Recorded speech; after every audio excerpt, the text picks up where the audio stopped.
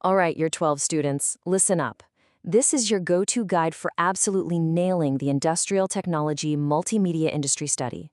We're going to break down the massive task 2, which focuses on the Australian Broadcasting Corporation to help you lock in those top marks. So, first things first, let's talk about why this matters so much. This one task is worth 50 marks.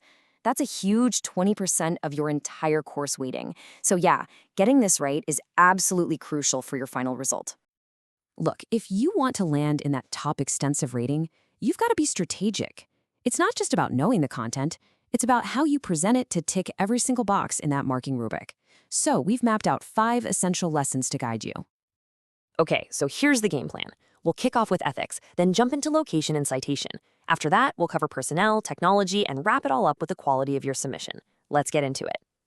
First up, Lesson 1, Mastering Ethics. This is where you really get to prove to the marker that you can think critically about the big responsibilities of a public broadcaster, like the ABC, especially when you're dealing with modern challenges like deepfakes or trying to verify user-generated content.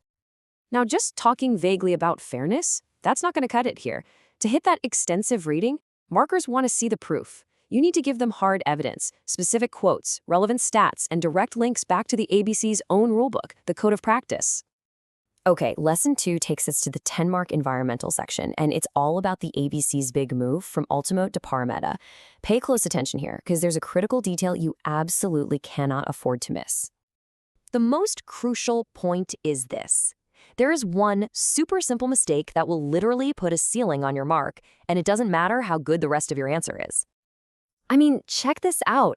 The marking rubric could not be any clearer. If you don't reference the mandatory articles about the Parameta move, your response is stuck. You're in the basic category. End of story. And this just goes to show how incredibly important it is to read every single word of the task notification. It's a non-negotiable, folks. You have to use those specific sources to even have a chance at the higher marks. Now, for the second part of this section, Part 2B, which is all about minimizing environmental impact, your discussion has got to be comprehensive. Make sure you're covering strategies that touch on all 4 of these areas to show you've got that extensive level of understanding.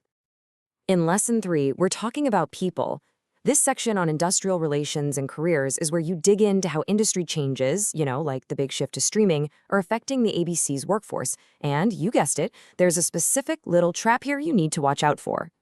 You see, a lot of students will only talk about how training helps the employee. They get new skills, they can move up in their career. But if you actually look at the rubric, that's really only telling half the story. This is the key to jumping from a sound to an extensive rating. You have to connect those dots. You have to explicitly explain how upskilling an employee also helps the business. We're talking increased efficiency, being more adaptable, that kind of thing. Next up, Lesson 4, Technology. This is where you get to dig into the impact of all the new and emerging tech, and you'll need to connect what's happened in the past with what's happening right now. So, you've got to bring in some history here, specifically from the last 20 years. This timeline shows some of those key moments, like the launch of iView or the ABC Listen app.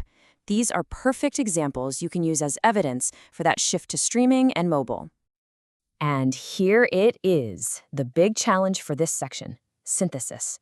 The rubric makes it really clear that for an extensive score, you must include specific references to both the Code of Practice and the Parameta Move article. You can't just mention one. You have to skillfully weave them together in your answer. Okay, we're on the home stretch. Lesson 5 is all about the final details, the synthesis and quality. Your concept map and your bibliography, don't treat them like an afterthought. They are worth some serious marks, and you've got to be meticulous. Now check this out. We spotted something really important in the assessment documents, a direct contradiction. The task description says to use APA 7th edition, but the marking rubric for the bibliography asks for Harvard style. And this, right here, is a classic test of your academic integrity. When you spot something like this, your job is to go straight to your teacher and get clarification. Seriously, do not guess. Now for that digital concept map. When they say comprehensive, they mean it. You have to include every single required node. Double-check the task description to make sure you've got everything from the org structure all the way to relevant laws like the ABC Act 1983. And when it comes to the bibliography, look, the standard is high and there's no wiggle room here. You need at least 3 examples for all 6 source types. That's a total of 18 plus sources, and yeah, you've got to include a copy of every single one. Okay, so let's pull all of this together. To wrap up, let's boil it all down to a final checklist for you. These are the 5 absolute keys to unlocking that extensive score. If you can nail these 5 points, you will be on a very clear path to an extensive score. It really all comes down to being strategic, being thorough, and paying super close attention to every little detail in the marking criteria. So there you have it. We've given you the roadmap. We've pointed out the common traps and the keys to success. Now the rest is up to you. Apply these lessons, build your evidence, and go craft a response that really stands out. You've got this. Good luck.